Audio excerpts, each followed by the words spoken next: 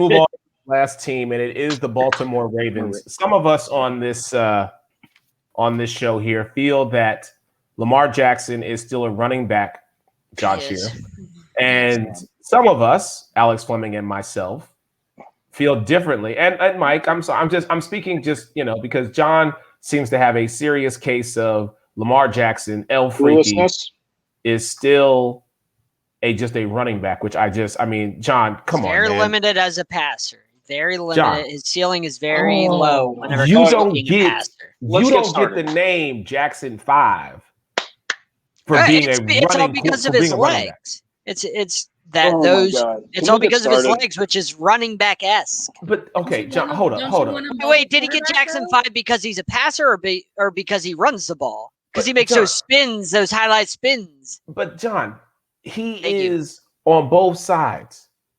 He is a mobile quarterback. Let's be very clear about that. You and I both know that. But the brother's got an arm, and he has found a way to slay defenses. You don't put up because you have to respect his legs and the run game that they integrate into that offense, that John Harbaugh has put into that offense, makes you have to respect that run game. And then that opens up the play action, opens up those easy passes for him. If this was a typical offense to me, this was a typical Patriots offense that Lamar Jackson was running, I don't think he could succeed. But because John Harbaugh's catered to the running game and the legs of Lamar Jackson, that opens up the easier passes, and that simplifies the game for Lamar Jackson. Passes are more open. Yeah, it's not a standard offense, which I don't think he can run. That's why I say he's very limited as a passer. And whenever you've seen it, every game in the playoffs, you've seen when the Ravens have to come from behind, he struggles. That's why I see the Ravens are limited, because unless they're playing with the lead, when they got to come from behind, it's not as easy for Lamar Jackson. It doesn't come natural because it's not a natural quarterback. But John, I don't want everything that you're saying. I don't want that to be used as an indictment against this man. You know what I'm saying? I'm not saying he's a bad player. I'm not saying he's a terrible player. But you're not respecting his position. I don't respect him as a quarterback. Right. I think that he's very limited. I've seen the playoff games say that speaks volumes for me. That shows what he actually is when the games matter. Okay, but see, John, you're basing that off of playoffs. You're not looking at the totality of it. Now, granted, yes, playoff time, that it's show up. He's not playing the Cincinnati Bengals. He's playing real teams. You know what I'm saying? I get you. Yeah. But I still feel like you're doing him a disservice by not respecting him at the position that he has.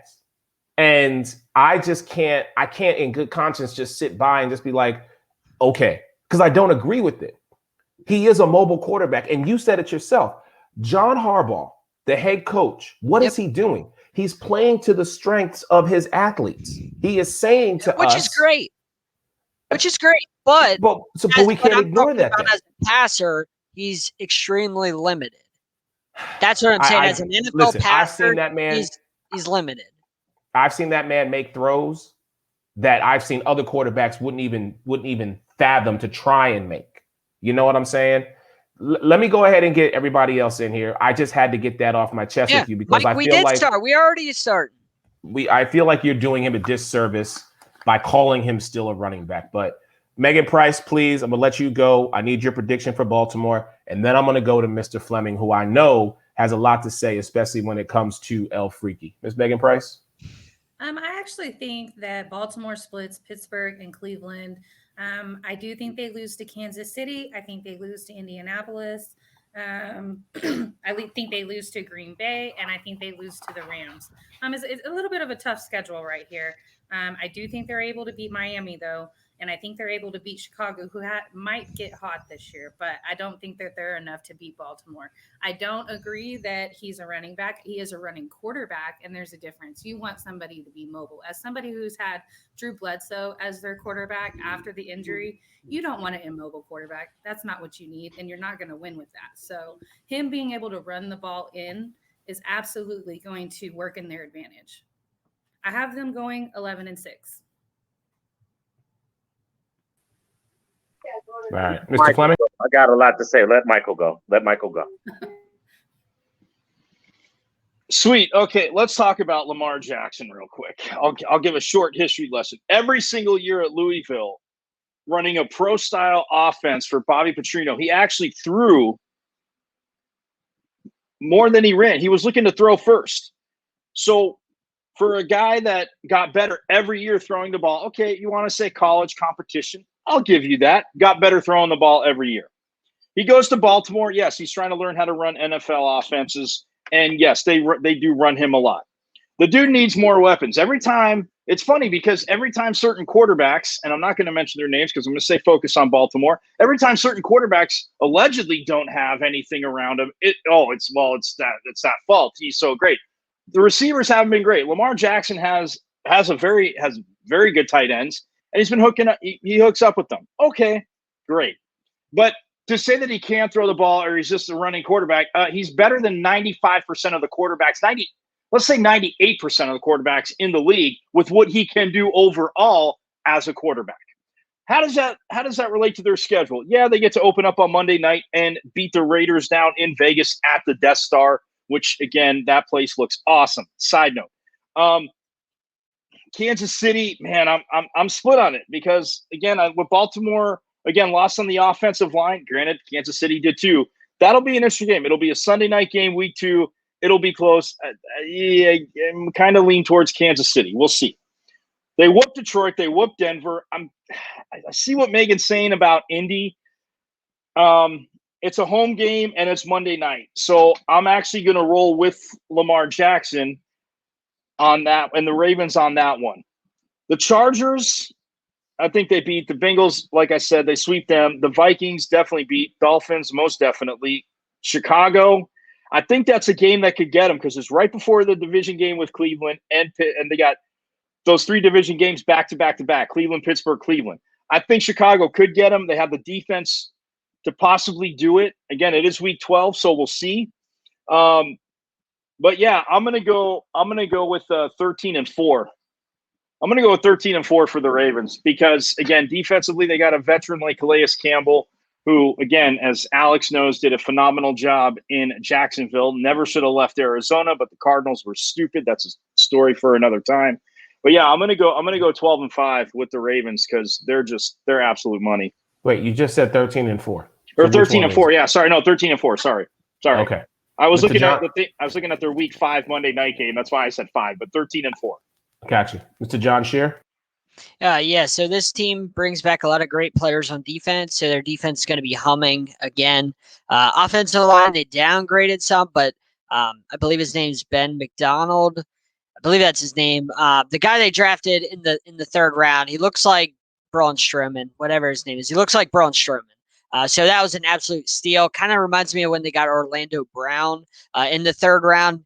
Nobody really, paid attention, but it was actually a great pickup in the draft. So that's what that reminds me of. So the offensive line, I'm not too worried about. If Ronnie Stanley can come back, that's the key. If he can come back from his big injury, if he can come back healthy, then all systems go for that offense. But if Ronnie Stanley's out, you saw Lamar Jackson struggle more and more without Ronnie Stanley last year. So he needs him. That's the anchor in their offensive line. I have them going 13-4 as well. The defense is fantastic. They're well coached. They added wide receivers. They have really good tight ends. They have a lot of good running backs. So they're a 13-4 team, despite Lamar Jackson being limited as a passer. They were dead last in passing yards per game last year. Dead last. 32nd in the league. Just so you know, 32nd in the league. That's really good. Dead last. But you still have them going 13-4. Oh, yeah, John because Shearer, the defense is fantastic. Okay, The roster is really well constructed. And I'm not saying Lamar's a bad player, but he's a fantastic player. To me, it just sounds like you're basing this the same way you based Indianapolis's record. Exactly. Yes. 52 of the 53 men on this squad are going to be the reason why Baltimore goes 13-4. A million times more talented than Carson Wentz. Carson Wentz hasn't done really anything. He had a 13-game stretch where Lamar Jackson has his legs, the Michael Vick-esque legs, where you got to respect that because he can burn you any play for a 95-yard run. Burn you any play. Carson Wentz, you don't got to worry about that. So that adds another element to their offense. All So right. you get what I'm saying? I'm not Yes, knocking him no, as a player as a I whole. get it, but Yeah. you're still knocking him for the position that he plays. 208 yards per game 2 seasons ago. I believe 183 yards per game this past season. You name me a quarterback that lives off of 183 yards per game and that you're going to put in elite category of passers. 183 yards per game. All 64% completion percentage last year as well. Fair enough. Name those stats. Sorry. All right. Fair enough. When I look at this team, and I'll be really quick, and then I'm going to let Mr. Fleming close us out because, again, he knows Baltimore. When I look at Baltimore, I love me some Lamar Jackson, and I got faith in him. I got faith in Harbaugh. Oh, excuse me. My apologies. When I look at this, it's very simple. This team is going to rely not only on the defensive side to make sure that offenses are not able to score, but Lamar Jackson's going to remind people that he has an arm. And if you sleep on him, which some people have, or don't give him the respect, he continually plays with that chip on his shoulder. For that reason, I have to go 12-5 with him. And in a division where, as Mike said earlier, this division had the most wins division-wise, I see that again happening this year. With that, let me get Mr. Alex Fleming in here. Sir, I'm going to let you get the final word on the Baltimore Ravens and your thoughts on them, please. You're not paying attention. I warned you guys 2 years ago that you're not paying attention. This guy comes out of Louisville. He's the last to get drafted in the draft, but he goes as a quarterback. He saves Baltimore and their season, gets rid of Joe Flacco, and you weren't paying attention. I warned y'all that the dichotomy of Mark Ingram, the running game, the second best tight end in football in Mark Andrews, and the explosiveness of Lamar Jackson was going to lead them to an AFC North division crown. You weren't paying attention. If he does a fraction of what he did in Louisville, which he won the Heisman as a quarterback, not a running back, quarterback, the NFL's in trouble. The NFL's never seen a guy like this. The closest dichotomy they've seen to Lamar Jackson is Michael Vick. Here's the difference. Lamar can throw. Lamar can throw. Oh, and that little stat that John Shearer had, guess who was the quarterback's coach and wide receivers coach last year for the Baltimore Ravens? He's now the new coach of the Houston Texans. Yeah, that same coach that in 2014 led Kansas City Chief wide receivers to 0 touchdowns. Yeah, that bum's gone. I met John Harbaugh and Lamar Jackson, and they were down to earth, and Lamar Jackson's so Florida. He lets all of this nonsense that people who don't know a damn thing about what they're talking about bounce off of them. This is Baltimore's division. Get it through your head, accept it, buy migraine medicine, get some Cialis if you need to, because if you get a hard-on talking about Lamar because you can't stand the fact that he can run and throw, get used to it. He has weapons now. John Shearer, of all people, should know that because 2 years ago, when you weren't paying attention, Lamar Jackson threw 2 bombs to Hollywood Brown, 172 yards and 180 yards. Hell, he didn't even play the fourth quarter. And by the way, 85 of his touchdowns, 67 of them, were passing touchdowns. He led the league in rushing yards as a quarterback 2 years ago. Last year, he still had 1,000 yards. He had 3,299 yards passing and led the league in touchdown passes. You're not paying attention. I'm sick and tired of explaining to people that this man is different. He's not a damn running back. He's a quarterback, and he's going to light your defense up. 13-4, 12-5, and he's my dark horse for MVP. As always, Mr. Fleming, you can't give me 2. Feet to the fire. You got to give me 1. 13-4 in an AFC championship game. How about that? I'll take it. 13-4 in an AFC championship game. All right. Fair enough. By the way, Eric, real quick, but just realize I didn't mention Rashad Bateman, by the way. Minnesota Golden Gopher. Big time threat, and he can burn you. Plus the addition of Tyrus Wallace. He has wide receivers that are no longer midgets. Oh, and the running game that John Shearer already mentioned, yeah, you already couldn't mess with that. Second best tight end in Mark Andrews, and the defense got better. They'll miss Matthew Judon, but I believe Patrick Queen is a solid replacement. Thank you, Mookie Hawkins, because we both agreed he had Baltimore written all over him. I'm going to be laughing at all of you bigots and clowns who keep calling them running back during the season and then have to see Baltimore in the Super Bowl. Prepare yourselves. But Hold you also on. have, Whoa. You also have to root. Time out. Hold on. Mr. Fleming, I need to borrow you for 1 second. I need to borrow you for 1 second, sir. Hold on. You're going to wait. You're telling me Baltimore is going to the Super Bowl? Sir, I didn't say have that. on I record. said they have a chance to go to the Super Bowl. Okay. They're going to be in a position to where they're going to be that 2-3 seed. Everybody knows the 1 seed is the comfortable spot. That's all right. Kansas City defense doesn't scare you or me. Buffalo's probably going to get that number 1 spot. They're going to be in the AFC Championship game. If you look at the progression of where they're going, Peyton Manning was 0-3 in his first 3 playoff games. Lamar Jackson's 1-2. Lamar Jackson's more than double Peyton Manning's throwing passing yards in his first 3 playoff games. Who was his first 3 playoff games? He got thrown to the fire against a Charger squad that was built around Phillip Rivers. Okay, he didn't get ran over. His defense got ran over by Derrick Henry. He avenged that the next year, and then he lost a close one to Buffalo and held them to 17 points when we all know that Buffalo is very explosive.